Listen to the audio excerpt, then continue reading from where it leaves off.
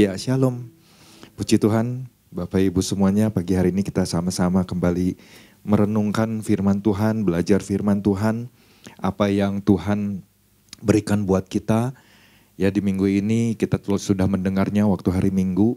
Ya, Bapak Gembala sudah sampaikan, judulnya yang pesan yang Tuhan berikan adalah miliki hati yang bersyukur. Diambil dari Injil Lukas pasal yang ke-17 ayat 15 dan 16. Ya, saya bacakan untuk Bapak Ibu semuanya. Seorang dari mereka ketika melihat bahwa ia telah sembuh kembali sambil memuliakan Allah dengan suara nyaring. Lalu tersungkur di depan kaki Yesus dan mengucap syukur kepadanya. Orang itu adalah seorang Samaria. Nah, kita sudah dengar latar belakang ya dari kisah ini. Ya, kita tahu kisah ini adalah tentang 10 orang kusta. Dan lewat pesan ini tentunya ada yang saya renungkan ya, ada pelajaran penting yang harus selalu kita ingat ya, lewat pesan Tuhan ini. Dan saya percaya Bapak Ibu pun mungkin menangkap hal yang sama. Pasti ada sesuatu yang diajarkan, ya, sesuatu yang diingatkan. Jadi ketika pesan Tuhan ini saya renungkan, bisa jadi ya kita semua sama-sama diingatkan. Sebagai orang percaya kita semua sama-sama diingatkan bahwa mungkin hari-hari ini banyak umat Tuhan, ya, banyak umat Tuhan yang mungkin sudah enggak lagi memiliki hati yang bersyukur. Mungkin sudah melakukan tapi cuma sekedar apa adanya, ya. Melakukan, tapi enggak keluar dari hati yang tulus, enggak keluar dari keinginan yang sungguh ya di dalam mengucap syukur. Nah, maka itu pagi hari ini kalau Bapak Ibu nanti bisa dengar kembali ya pesan Tuhan ini di YouTube, bisa kembali merenungkan ya apa yang sudah disampaikan oleh Bapak Gembala. Kita sama-sama belajar ya. Karena di situ banyak hal yang kita sama-sama diingatkan ya. Kita sama-sama dinasehati dan kita mau terus ya berubah cara pandang, cara pikir kita supaya setiap kita semakin berkenan di hadapan Tuhan. Nah, kalau Bapak Ibu mungkin dalam kehidupan kita pernah nggak gitu kita nemuin orang yang pernah sakit kusta? Ya, pernah nggak kira-kira nemuinnya? Mungkin pernah, ya, mungkin pernah. Kalau misalnya kalau naik kendaraan mobil, saya biasanya dekat stopan, ya, ada orang-orang yang kalau nggak salah mungkin 1 atau 2 orang gitu. Kalau saya lihat jari-jarinya itu dia sampai habis gitu. Dan dibungkus oleh seperti sarung tangan gitu, tinggal sisa-sisa darah aja seperti darah kering gitu ya. Terus wajahnya pun rasanya mengerikan. Nah, nggak tahu apakah kondisi orang itu kustanya sudah sembuh atau belum, tapi yang di dalam mobil aja melihatnya aja udah jijik. Ya, aduh, rasanya ada sebuah perasaan segen gitu ya, mau buka jendela kasih uang gitu kayaknya ntar takutnya tertular seperti itu. Ya, tapi bayangkan di dalam peristiwa ini ada 10 orang Bapak Ibu. 10 orang terkena penyakit kusta. Ya, mungkin orang-orang pada waktu itu saya bayangkan, wah kayaknya nggak ada satupun yang pengen deket sama mereka. Apakah mereka berjauhan, apakah mereka berdekatan, ya kita nggak tahu seperti apa. Tapi kalau kita baca di ayat yang kedua, ya dari Lukas pasal yang ke-17 di situ kan sangat-sangat jelas. Jadi saya membayangkan sepertinya mereka enggak sampai berjauhan satu di sana satu di sini berpisah-pisah gitu ya. Tetapi sebenarnya mereka langsung berkelompok seperti itu. Dan kita bisa bayangkan mungkin virusnya seperti apa yang bisa menularkan ke banyak orang gitu ya. Nah, bagaimana kemudian mereka itu kan berteriak. Di situ dikatakan di ayat ke-12 ini, ketika ketika Yesus memasuki desa tersebut, ya 10 orang kusta di situ dikatakan menemui dia. Artinya kan mereka langsung datang. Kemudian mereka berteriak, ya, sama-sama mungkin berteriak, ayo kita teriak, Yesus Guru, ya, kasihanilah kami. Jadi bisa dibayang, waduh, saya bilang kalau saya mungkin ada pada saat itu di momen seperti itu, mungkin rasanya berdirinya, wah kalau bisa jauh deh dari orang tersebut, ya. Tapi bagaimana kemudian kan responnya, wah luar biasa sekali. Yesus cuma bilang pergilah, ya, kepada imam-imam, ya, dan kemudian kan apa yang terjadi. Jadi dikatakan sementara mereka di tengah jalan mereka menjadi tahir. Saya membayangkan apakah mereka perginya sendiri-sendiri kah? Atau kan mungkin ada yang 2 orang, ada yang 3 orang, yang satu kelompok, yang lain kelompoknya mungkin di belakang berjalan lebih agak jauhan seperti itu. Tapi kemudian mereka menjadi tahir. Nah di sini saya melihat ada sesuatu yang luar biasa, ya.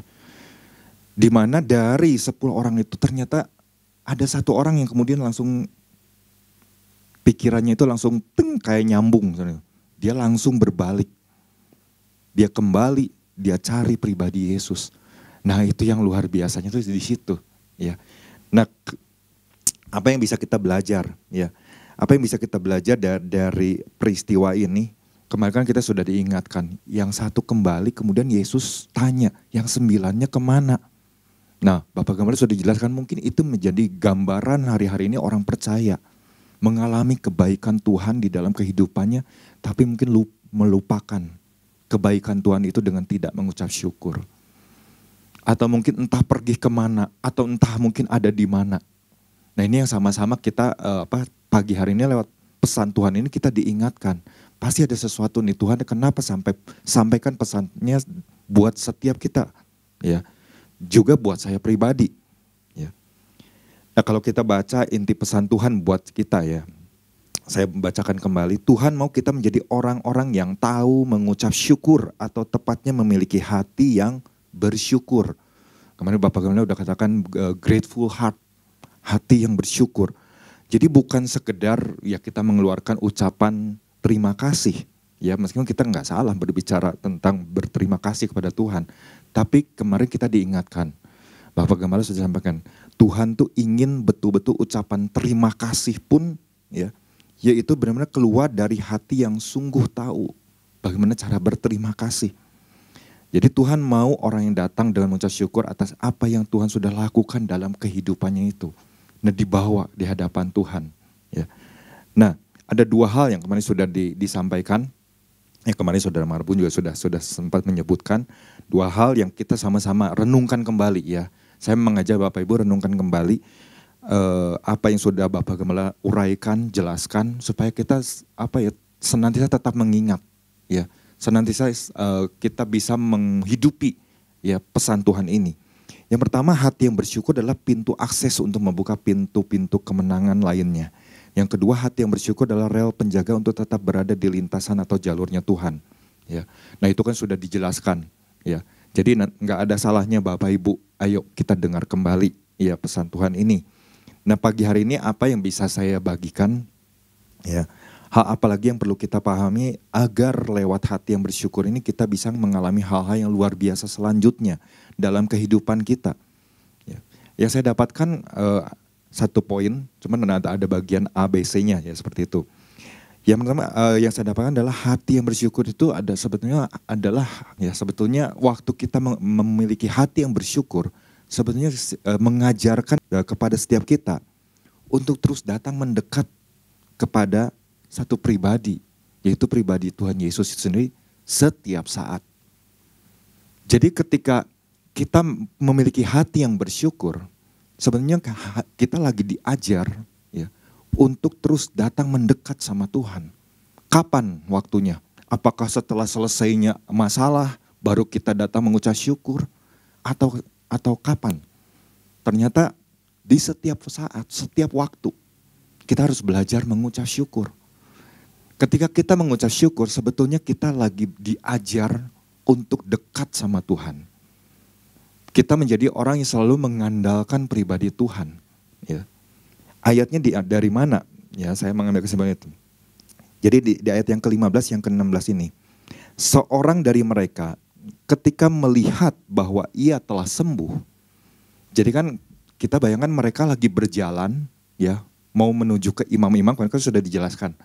Di tengah jalan belum ketemu sama imam, mereka udah sembuh. Nah waktu mereka udah sembuh, saya membayangkan dari 10 orang ini, tiba-tiba 1 orang langsung berbalik. Langsung turn back. Kalau dalam Amplified Bible, di situ kan turn back. Langsung dia berbalik, kembali. Ya. Tanpa menunda-nunda, begitu dia lihat sembuh. Langsung yang terpikir adalah dia langsung harus kembali. Kembali kepada siapa? Kepada pribadi yang sudah mengatakan bahwa dia harus pergi ke imam-imam. Dia ingat ada satu pribadi yang sudah mengucapkannya dan dia tidak melupakannya. Ini yang luar biasa. Ya. Tapi yang 9 orang itu, ya saya bayangkan, apakah mereka enggak nengok gitu ya, mungkin ke satu orang, ya yang satunya kemana gitu. Tapi waktu mungkin nengok, yang satu, oh dia balik, ya udah biarinin aja lah. Udah pokoknya kita mungkin pergi, atau kamu udah sembuh mau pergi kemana. Ya. Mungkin ada komunikasi yang terjadi saat itu di antara yang 9 yang lainnya.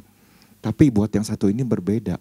Seharusnya kan setidak-tidaknya, ya mungkin dalam bayangan saya, mungkin salah satu dari mereka bertanya, kamu mau kemana? Oh, saya mau balik kepada guru. Ya, saya mau bersyukur buat kesembuhan ini. Ya, mungkin saja dia mengucapkan hal itu.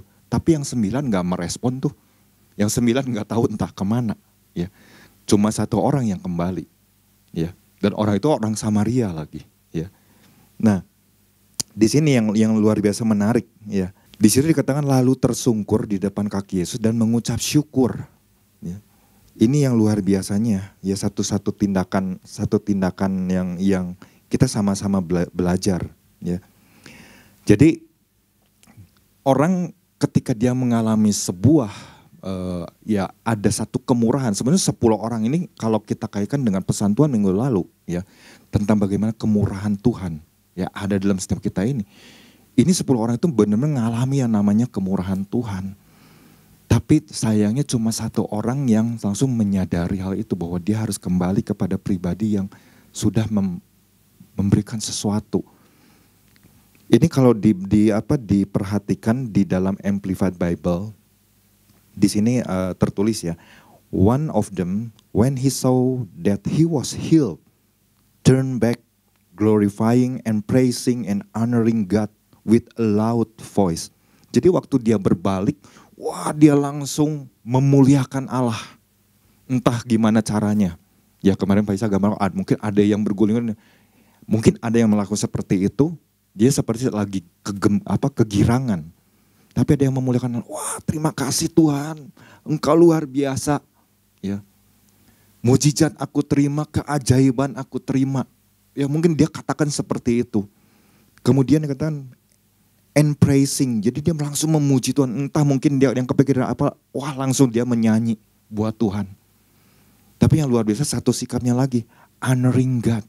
Jadi sikap menghormati Tuhan. Pribadi yang sudah menyembuhkan itu dia sikap dengan rasa hormat. Mungkin kita rasanya jarang kali ya melakukan hal tersebut. Atau mungkin sekali-kali pernah. Ya. Tapi sikap ini tuh ternyata ada di dalam diri orang Samaria ini. Nah itu yang luar biasa. Lalu dikatakan apa? And he lay face downward at Jesus' feet. Jadi langsung dia tersungkur. Jadi tersungkur itu jadi seperti apa? Sikapnya dia berbaring, bukan terlentang. Kalau berbaring itu kan biasanya terlentang. Tapi dengan tertelungkup seperti itu. Jadi benar-benar dia menjatuhkan tubuhnya. Ya, ini wajahnya itu seperti mencium dekat tanah, dekat dengan kaki Yesus. Itu sebuah sikap yang luar biasa. Ya. Dan kemudian dia mengucapkan terima kasih kepada Yesus. Apakah cuma sekali terima kasih Yesus? Enggak, di situ dikatakan over and over. Jadi di situ thanking him over and over, he was Samaritan. Jadi dia lakukan itu berkali-kali. Wah terima kasih Tuhan Yesus, terima kasih Tuhan Yesus, terima kasih Tuhan Yesus. Jadi satu sikap yang luar biasa sekali ditunjukkan buat orang. Lalu kenapa saya katakan kok dia bisa datang mendekat? Itu yang sebetulnya lagi mengajarkan kepada setiap kita, mengingatkan kepada setiap kita. Waktu kita menerima sesuatu jangan sampai lupa kita untuk datang terus mendekat sama Tuhan. Waktu kita datang mendekat sama Tuhan, tujuannya apa? Ya, keuntungannya apa? Buat kalau kita diingatkan datang mendekat ya dengan hati yang bersyukur itu. Oh jelas banyak. Sikap dari orang Samaria ini aja udah kita bisa lihat. Ada sesuatu yang diubahkan dalam hatinya. Ya kemarin saudara Marwani sudah singgung. Ada hati yang diubahkan. Ada kerendahan hati yang dia tunjukkan di hadapan Tuhan. Sikap hormat tadi. Dia sampai tertelungkup seperti itu. Wow bisa dibayangkan luar biasa sekali. Ya. Kalau mungkin orang berterima kasih, bersujud biasanya mungkin cuma dengan bersujud aja, ya. Waduh, rasanya udah sebuah penghormatan. Tapi bagaimana nih sikap dari orang Samaria ini benar-benar dia punya sebuah kerendahan hati. Tapi di samping itu juga dia ingin menyenangkan hati Tuhan yang luar biasa ini. Itu sikap hati ingin menyenangkan hati. Jadi waktu datang mendekat, maka sebetulnya ada kehidupan yang diubahkan. Itu yang pertama, ada kehidupan yang diubahkan. Cara pandang dia, cara pikir dia. Dia tahu kepada siapa dia harus mengucap syukur. Pribadi siapa yang harus dia jumpai. Ya, pribadi siapa yang dia percaya bahwa kuasa itu ada di dalam pribadinya. Yaitu pribadi Yesus.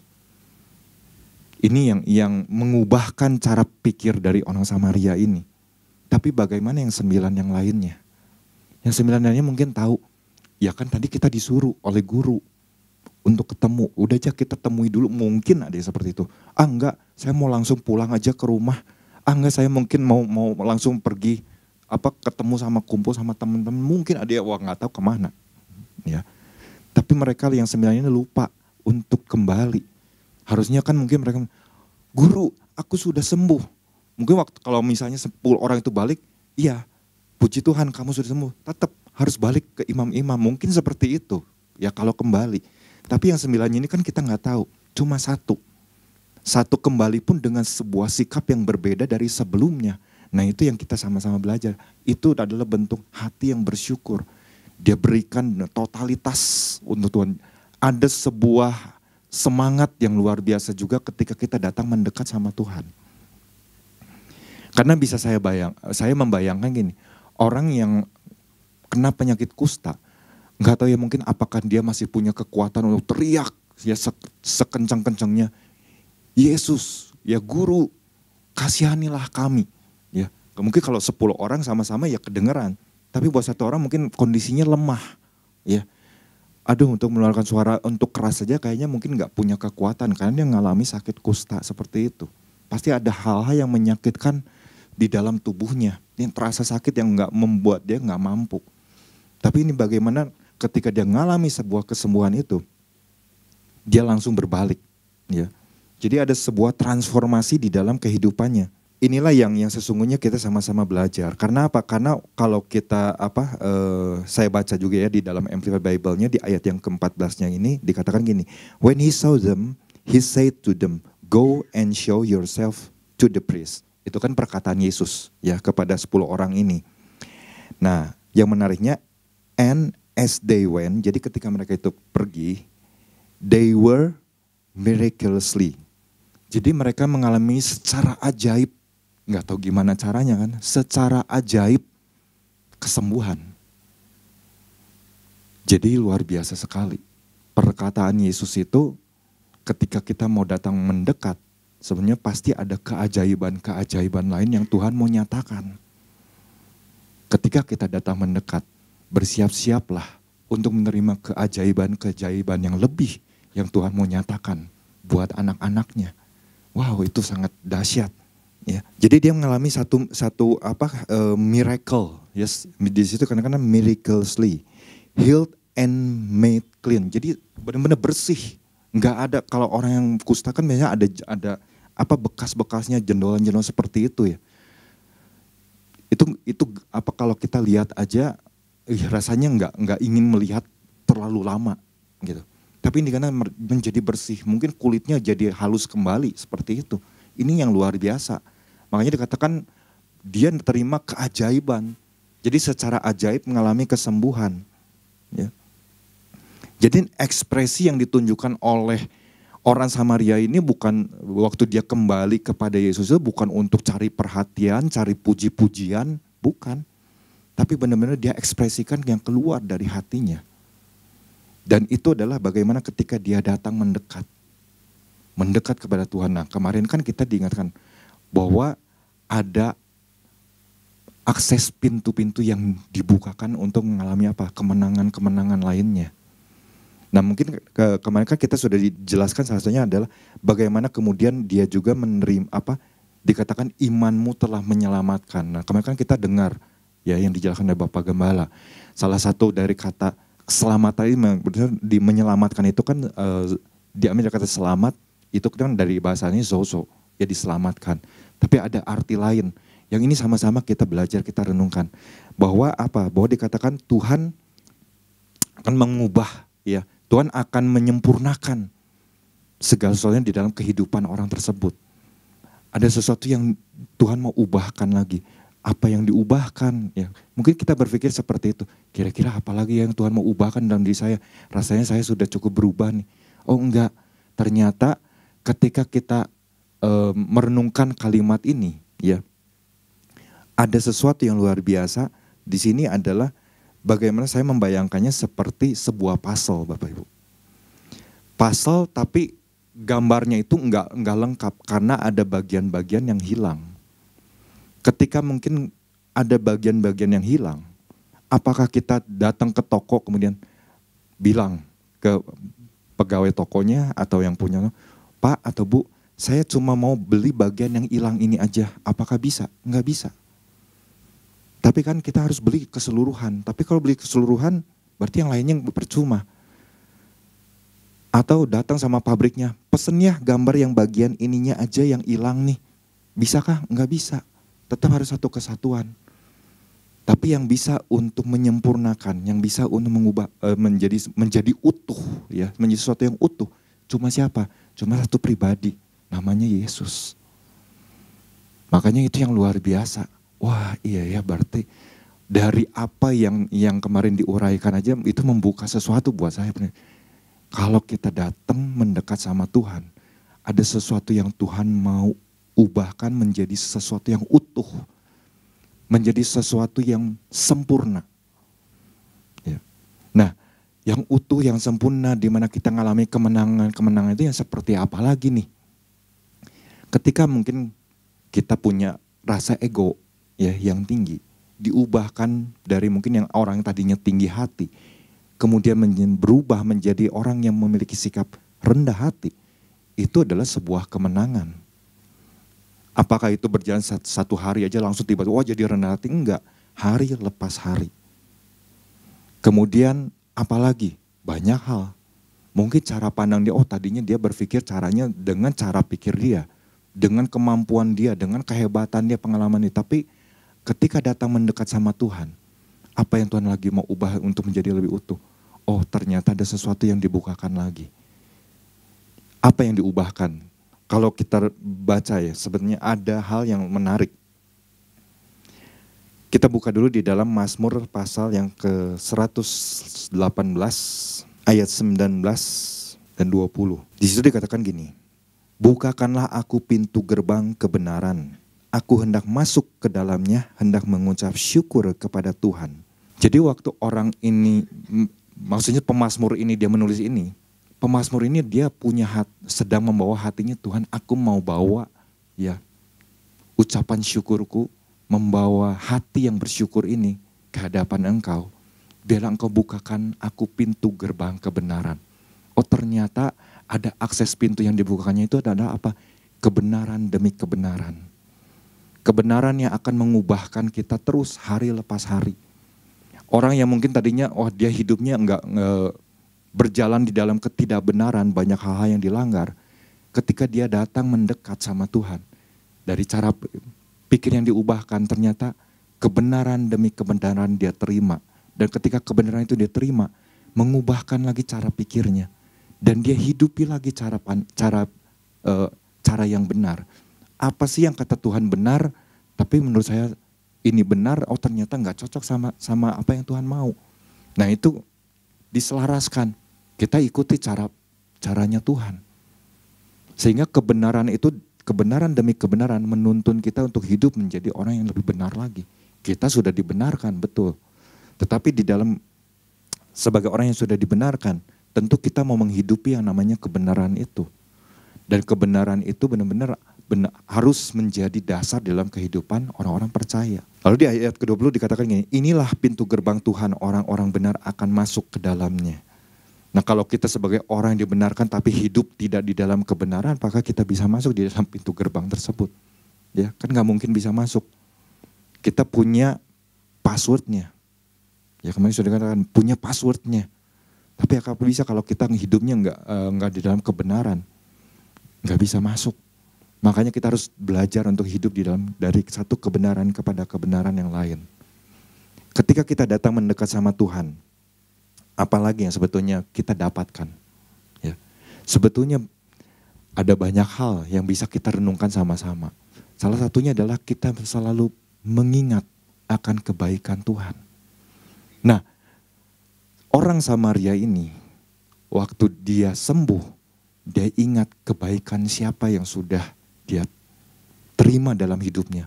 Oh, kebaikan pribadi guru yang sudah mengatakannya tadi. Saya nggak tahu seberapa jauh mereka melakukan perjalanan, tapi buat seorang orang Samaria ini ketika dia memutuskan balik kembali, saya mengambil sedikit kesimpulan ya, mungkin aja belum terlalu jauh.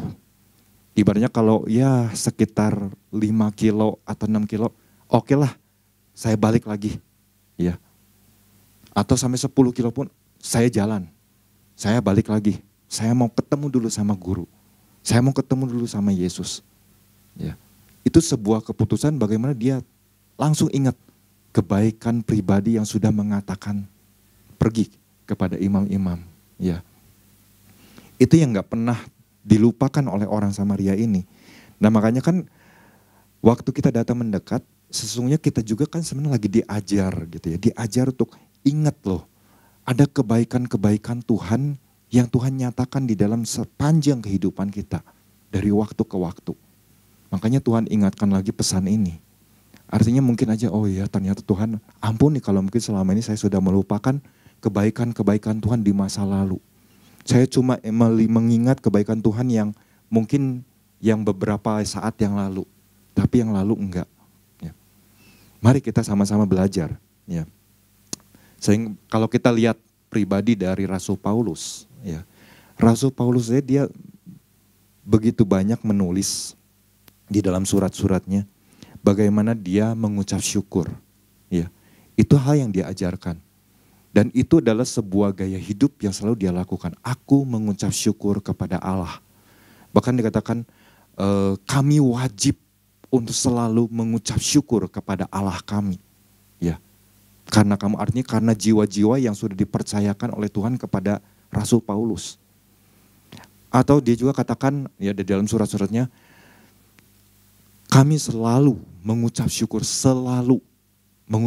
kepada Allah. Artinya gaya hidup mengucap syukur itu, hati yang bersyukur itu enggak lepas dalam kehidupan seorang Rasul Paulus. Dan itu yang dia ajarkan kepada jemaat yang dia selalu kuatkan.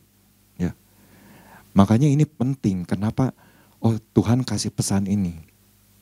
Selain kita diingatkan ya jelas ya, kalau supaya kita jangan keluar dari rel ya, jangan jauh dari rel atau dari tracknya yang Tuhan sudah tentukan. Tentu kita nggak mau ya jauh dari hal itu, kita nggak mau menjauh dari Tuhan. Tapi kita justru harus datang mendekat sama Tuhan. Itulah yang membuat kegairahan dari seorang Samaria ini. Ya, kita bisa melihat apakah itu menjadi sesuatu yang karena dia ngalami kesembuhan sih, dia ngalami mujizat sih, langsung dia datang. Apakah seperti itu?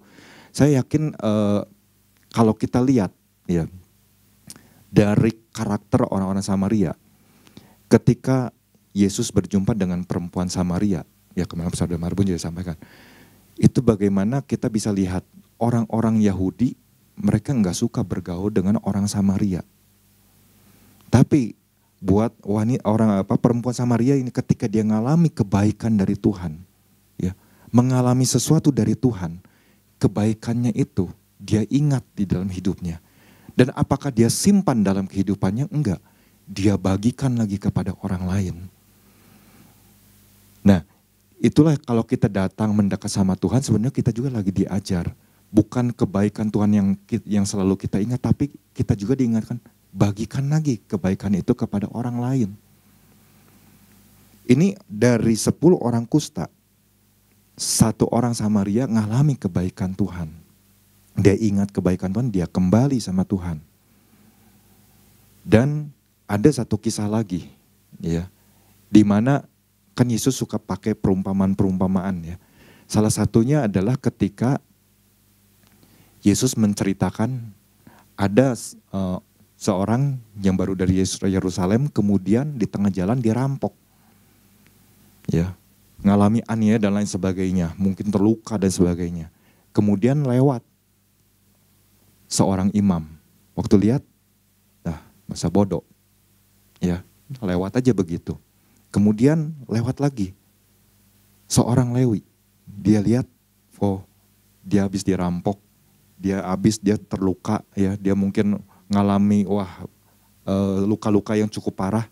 Apakah ditolong? Enggak. Tapi kemudian lewat yang namanya orang Samaria. Waktu dia melihat, aduh, kasihan amat ini. Ini enggak ada orang yang nolong. Dia dengan segera dikatakan tergeraklah hatinya karena belas kasihan. Kita lihat dulu di dalam Lukas pasal yang ke-10. Ini menggambarkan sebuah sikap yang berbeda ya dari orang Samaria ini. Di situ di ayat ke-33 dikatakan, lalu datang seorang Samaria yang sedang dalam perjalanan ke tempat itu, dan ketika ia melihat orang itu, tergeraklah hatinya oleh belas kasihan. Kenapa bisa tergerak hatinya oleh belas kasihan? Saya meyakininya bahwa karena orang Samaria ini juga dia mengalami begitu banyak belas kasihan dari pribadi Allah, Tuhan. Yang dia alami dalam kehidupannya hari lepas hari. Di situ dia belajar bersyukur dan sebagainya.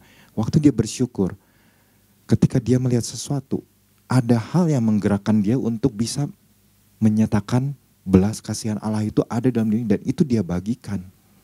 Enggak dia biarkan begitu aja. Pelayanan yang luar biasa. Lewat hati yang bersyukur, sebetulnya itu lagi membentuk karakter kita, diubahkan. Mungkin seperti orang Samaria. Kenapa? Karena kita adalah orang-orang yang mengalami belas kasihan. Mengalami grace, anugerah Tuhan. Kita yang harusnya binasa, tapi diselamatkan oleh Tuhan. Nah, apakah kebaikan yang kita terima, kemurahan yang kita terima, atau perkara-perkara yang luar biasa yang kita terima dari Tuhan itu, waktu kita datang dengan hati yang bersyukur, ya udah sampai di situ aja. Ya cukup. Apakah cukup sampai situ? Enggak. Ternyata kita diingatkan juga lewat ketika kita datang mendekat sama Tuhan, kita udah punya hati yang bersyukur, kita juga diingat, ayo bagikan lagi kepada orang lain. Bahwa lewat hati yang bersyukur ternyata banyak hal ya sebetulnya yang Tuhan lagi bukan. Oh iya betul. Ternyata akses pintu yang kemarin Bapak Gam sama, ternyata iya ya.